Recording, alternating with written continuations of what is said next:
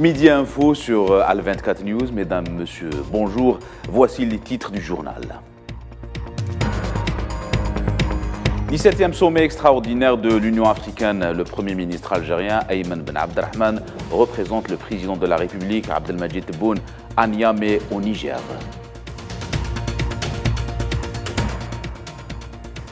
Immigration clandestine, quelques jours après l'Ocean Viking, plus de 400 migrants ont été sauvés près des côtes grecques, dans le sud de l'Europe. Et entre l'Irlande et la France, des discussions sont engagées pour régler les différends autour du Brexit.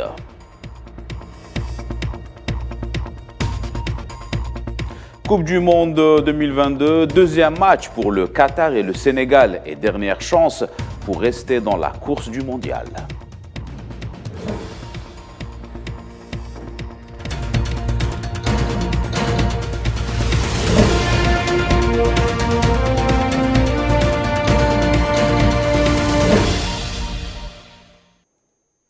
Voilà pour les titres. Bonjour à tous. Le Premier ministre algérien Ayman Ben Abdelrahman est arrivé vendredi à Niamey, la capitale du Niger, pour prendre part en sa qualité de représentant du président de la République, Abdelmadjid Tebboune, aux travaux du 17e sommet extraordinaire de l'Union africaine sur l'industrialisation et la diversification économique en Afrique, ainsi que sur la zone de libre économique échange continental africaine ZLECAf.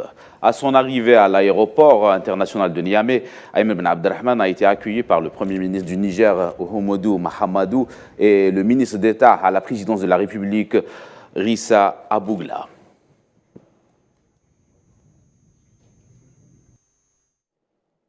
Pour le même sommet, le ministre des Affaires étrangères algérien, Ramtan Lamamra, prend part à Niamey à la réunion du Conseil exécutif de l'Union africaine préparatoire au sommet extraordinaire sur l'industrialisation et la diversification économique en Afrique. Les détails avec Souad Ben Batouche. Si industrialisation rime avec développement, eh bien l'Afrique doit se faire toute sa place, notamment avec les mutations engendrées par les contextes régional et mondial actuels. Le développement industriel dans le continent est au ralenti depuis des dizaines d'années et les répercussions de la Covid-19 et les conflits armés n'ont pas arrangé la situation. Le continent miné par plusieurs maux a du mal à émerger en dépit de ses énormes ressources naturelles. À noter que 70% des exportations africaines sont de la matière première. Elles représentent d'ailleurs de l'or et pourraient permettre au continent de se repositionner sur le plan géopolitique. Mais pas seulement. Cette matière première tant convoitée peut être un véritable socle à l'industrialisation qui tend les bras à l'Afrique. En revanche, une question s'impose. Comment les experts préconisent d'aller vers un modèle d'intégration économique basé sur la réduction des barrières à l'entrée des produits et matières premières au niveau interafricain, d'où l'importance de booster le processus de mise en place des dispositions tarifaires, douanières et incitatives de la ZLECAf. Justement, à Niamey, les dirigeants africains sont appelés à renouveler leurs engagements en faveur de l'accélération de ce processus de la zone de libre-échange, mais pas uniquement. Ils devront aussi réitérer leur position vis-à-vis de la transformation structurelle et la diversification économique prévue dans les objectifs de l'agenda 2063 tracés par les Nations Unies.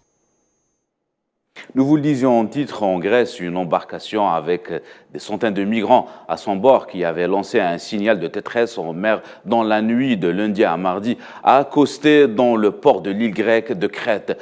Selon les gardes-côtes, ces personnes ont été remorquées jusqu'au port. Elles n'ont pas encore débarqué, selon une porte-parole des gardes-côtes grecs.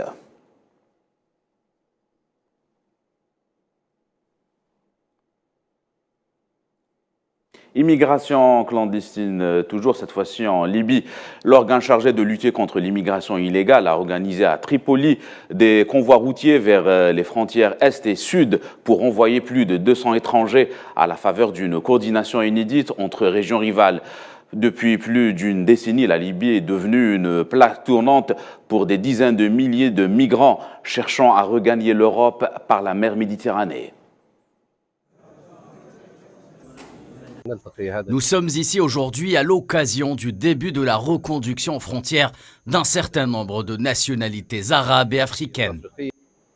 Et le haut-commissaire des Nations Unies pour les réfugiés, Filippo Grandi, a appelé jeudi l'Union européenne à placer la sécurité et la solidarité au cœur de son action en Méditerranée et sur les autres routes migratoires, à la veille d'une réunion des ministres de l'Intérieur de l'Union européenne, à l'occasion d'une session extraordinaire du Conseil Justice et Affaires intérieures de l'Union européenne. Le responsable onusien en charge des réfugiés a déclaré dans un communiqué que près de 2000 migrants étaient déjà décédés ou disparus depuis le début de cette année en tentant de traverser la Méditerranée pour regagner l'Europe.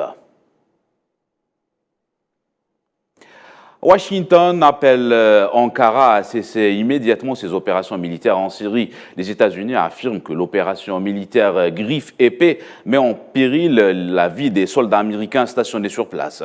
Les frappes militaires turques ont été lancées par Ankara en Syrie et en Irak au lendemain de l'attentat d'Istanbul causant 6 morts. Les détails avec Souhila Kilel. Washington et Moscou appellent Ankara à la retenue après les attaques aériennes turques contre la Syrie et les menaces répétées du président turc Recep Tayyip Erdogan de lancer bientôt une opération terrestre contre les positions des combattants kurdes dans le nord du pays. Pendant que nous poursuivons nos raids aériens sans interruption, nous nous attaquerons aux terroristes également par voie terrestre au moment qui nous conviendra le mieux. La Turquie a les moyens d'aller chercher et de punir les terroristes impliqués dans des attaques contre elle et ceux qui les aident à l'intérieur et à l'extérieur de ses frontières.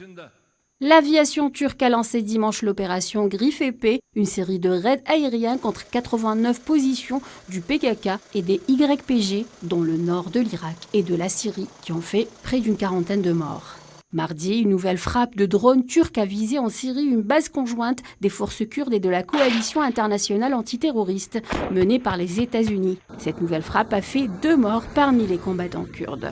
Dans un communiqué, le porte-parole du département d'État américain Ned Price a indiqué que les frappes aériennes de la Turquie dans le nord de la Syrie menacent la sécurité des militaires américains déployés dans la région et a appelé à la désescalade pour protéger les civils et soutenir l'objectif commun de vaincre Daesh. Il a par ailleurs précisé que son pays s'oppose à toute action militaire non coordonnée en Irak qui viole la souveraineté du pays. De son côté, le porte-parole de la présidence russe, Dmitri Peskov, a précisé que son pays espérait que la Turquie fasse preuve de retenue et se garde de tout usage excessif de la force en Syrie, chose qui pourrait mener à une grave déstabilisation de la situation globale.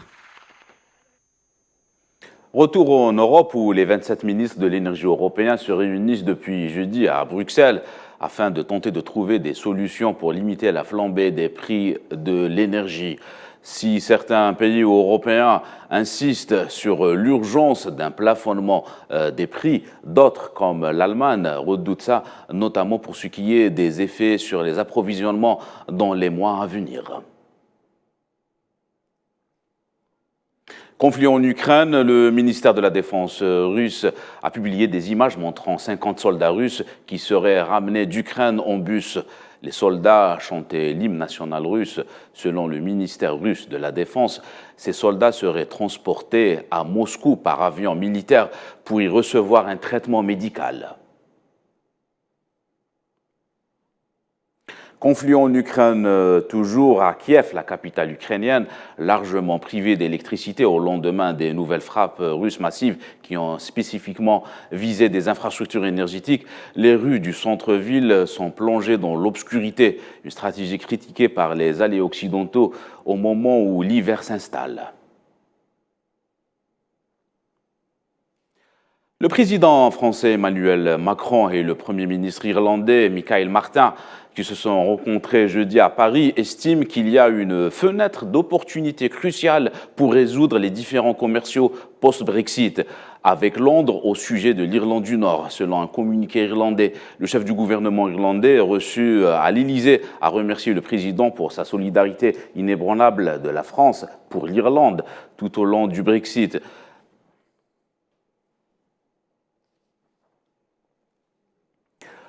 Et au Venezuela, le gouvernement vénézuélien a annoncé jeudi qu'il allait signer un accord avec l'opposition qui permettra de libérer les ressources vénézuéliennes bloquées à l'étranger afin de financer des projets sociaux après avoir confirmé la reprise des négociations au Mexique. Les fonds serviront notamment à renforcer le système de santé publique ainsi que les infrastructures scolaires et le réseau électrique ainsi qu'à répondre aux besoins créés par les inondations et les glissements de terrain. On reste en Amérique latine. Le secrétaire général des Nations Unies, Antonio Guterres, a salué le processus de paix en Colombie à l'occasion du 6e anniversaire de la signature de l'accord de paix historique entre le gouvernement colombien et les forces armées révolutionnaires de Colombie, les FARC. Guterres a rappelé sa visite en Colombie il y a un an et a souligné les espoirs et les attentes d'une paix solide et durable qui n'avait fait que croître aussi bien en Colombie qu'à l'étranger. Muy buenas tardes. Y el Caribe se consoliden como zona de paz. República Bolivariana de Venezuela. Esa y esperanza para. Y comandante Beltrán. Coupe du monde FIFA 2022 au Qatar. Le Brésil a bel et bien affiché ses ambitions lors du mondial. La Seleção s'est imposée hier soir face à la Serbie par le score de 2-0 signé par Richarlison à la 62e et à la 73e minute du jeu. À noter que la star du Paris Saint-Germain, Neymar, a été blessé à la cheville à 10 minutes de la fin de la rencontre. Le prochain match pour les Brésiliens sera contre la Suisse lundi prochain.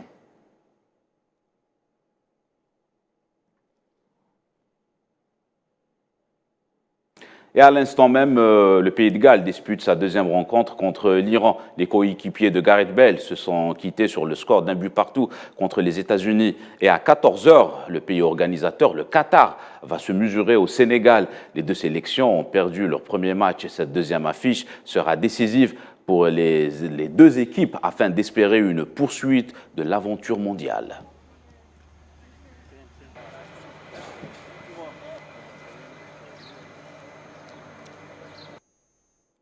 C'est la fin de cette édition. Excellent après-midi à tous.